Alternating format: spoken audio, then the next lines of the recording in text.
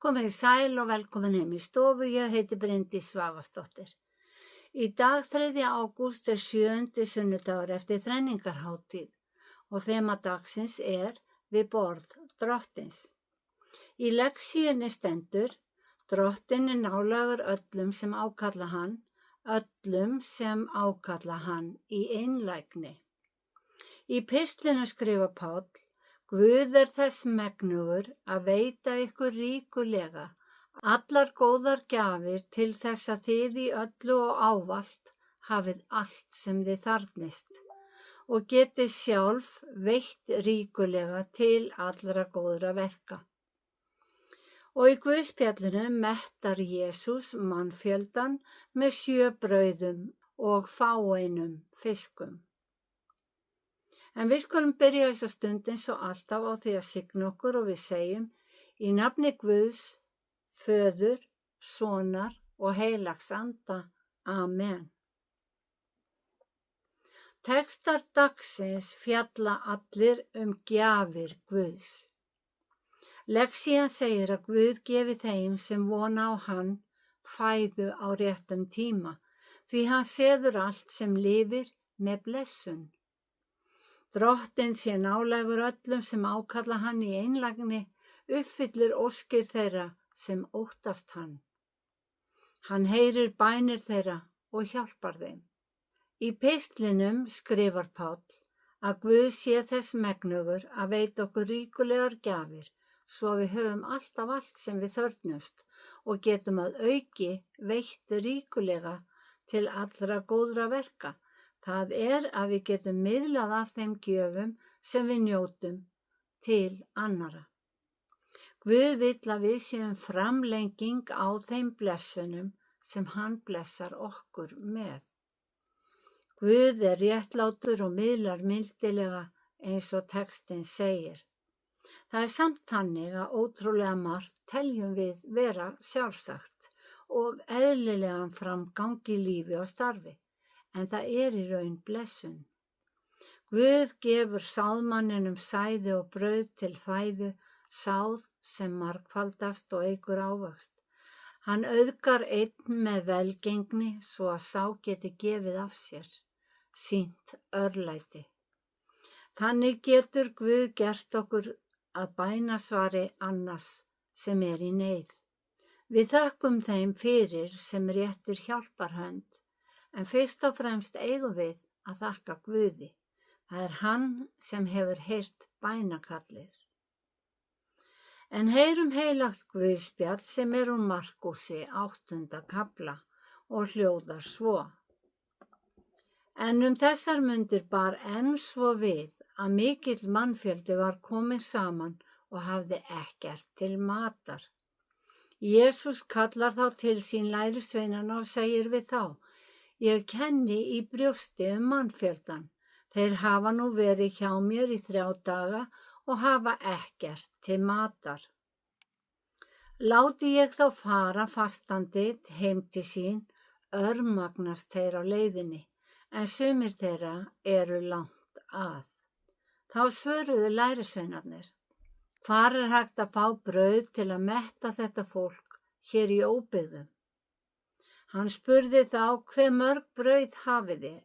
Og þeir sögðu: 7. Þá bauð Jesús fólkinu að setjast á jörðina, tók brauðin 7, gerði þakkir, braut þau og gaf lærisveinum sínum að þeir bæru fram.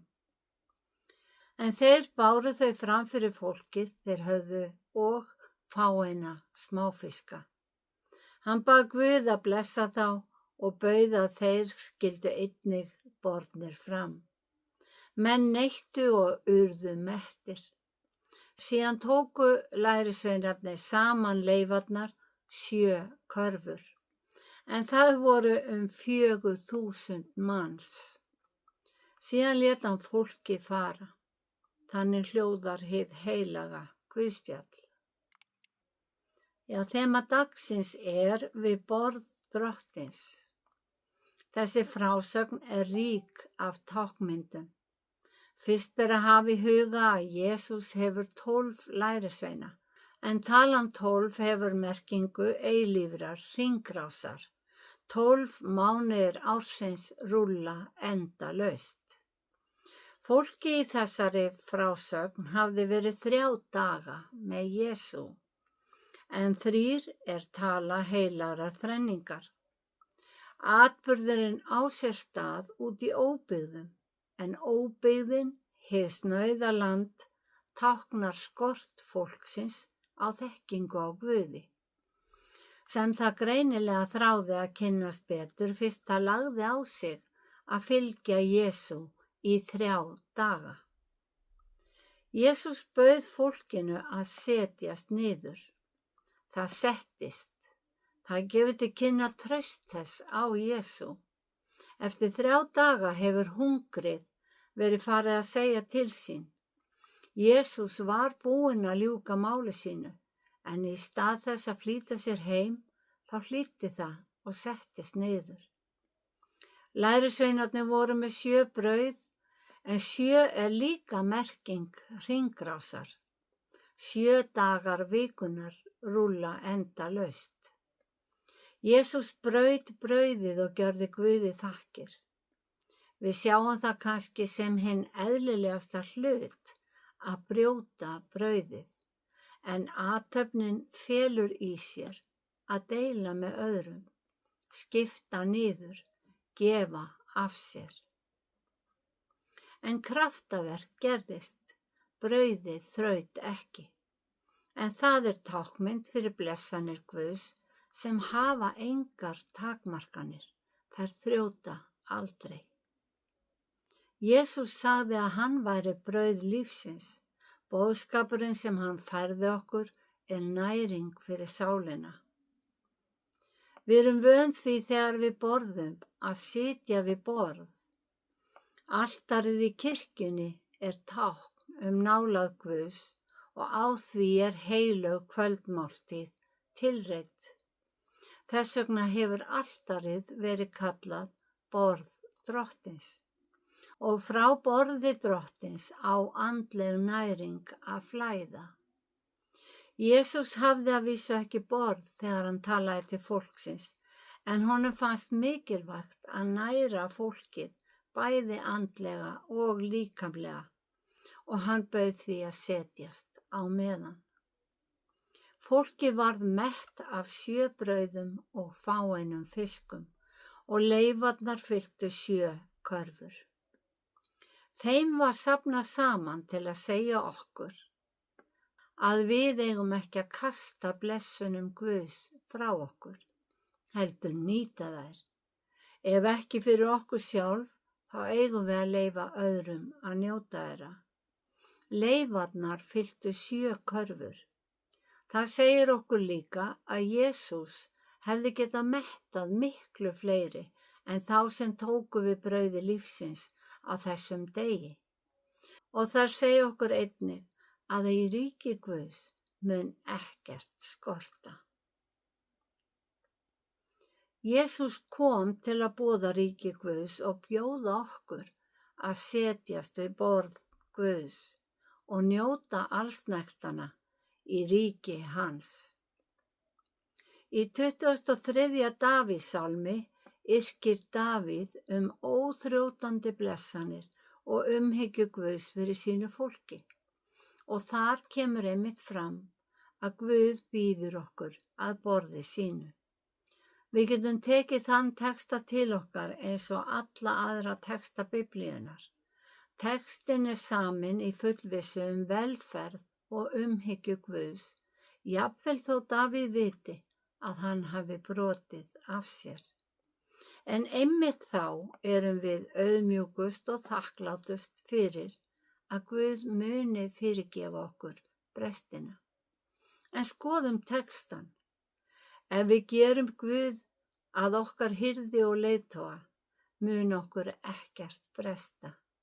Guð mun sjá okkur fyrir öllu sem við þörfnumst, leið okkur á friðsælan stað sem hressir og endurnærir sálina. Allt þetta mun hann gera vegna þess að við setjum trú okkar og traust á hann. Ef við lendum í mótlæti eða erfiðleikum, þá eigum við ekki að óttast neitt illt, því Guð er með okkur. Hann sefar þær sorgir sem mæta okkur og mettar okkur af nægta borði sínu. Blessanir hans fylla bikar okkar svo að meira kemst ekki í hann. Í lok sálmsins kemur síðan fram hvar þetta muni verða. Jú, í ríki Guðs. Gæfa og náð mun fylgja okkur í hús Drottins, þar sem við munum lifa alla okkar ævi daga. Guð býður okkur heim til sín. Já, þema í dag er við borð Drottins og upprunalega merkingin er að sá sem situr við borð Drottins meðtekur boðskapinn, hann neytir brauðsins og vínsins og sál hans mun hvorki hungra né þyrsta á eftir.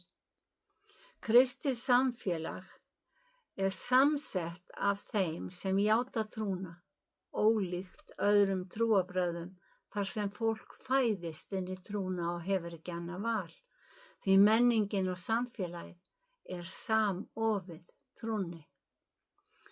Þess vegna er svo nauðsynlegt að játa trúna. Játning hennar byggist á vilja einstaklingsins, því er fræðsla nauðsynleg. En hvernig eiga menn að fræðast Guð nema einhver kenni þeim? Og hver á að kenna nema hann hafi sjálfur verið uppfræddur, spyr Páll. Og fræðslan verður að vera skiljanleg svo hún gagnist öðrum. Páll skrifaði: á safnaðarsamkomu vil ég heldur tala 5 skiljanleg orð sem geta frætt aðra en 10.000 orð með tungum sem enginn skilur. Boðskapurinn þarf að komast til skila, annars verður hann engum til gagns. Og texti sem veldur misskilningi getur orðið til ógagns. Eins og Páll skrifar: þeir eru heitir í trú sinni á Guð, en skortir réttan skilning. Þeir þekkja ekki réttlætið sem Guð gefur og reyna því að ávinna sér réttlæti sjálfir. Að vera réttlátur fyrir Guði jafngildir því að hafa hann hlotið náð Guðs.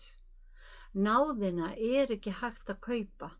Hún er gjöf sem við getum ekki unnið okkur inn með verkum. Á þessum tíma kostaði það menn mikla hugarfarsbreytingu eða sinnaskipti að hverfa frá réttlætingu fyrir verk yfir í réttlætingu fyrir trú. Og til þess að styðja hvort annað í hinu nýja hugafari þá héldu menn hópinn. Í postulasögunni er sagt frá því að fólkið aðgreindi sig á áberandi hátt frá öðrum í samfélaginu. Það seldi eigur sínar og hópaðist saman. Guð og samfélag trúaðra varð þeirra lífstíll og endanlegur áfangastaður var ekki á jörðu, heldur á himni. Fólkið þráði að heyra sögurnar Jesú og segja öðrum frá. Og enn þarf boðskapurinn að berast áfram. Því enn eru laus sæti við borð Drottins. Sæti fyrir þá sem heyra Guðs orð og varðveita það. Drottinn blessi þig og varðveiti þig. Drottinn láti sína ásjónu lýsa yfir þig og sé þig náðugur. Drottinn upplyfti sína augliti yfir þig og gefi þig frið. Í Jesú nafni. Amen.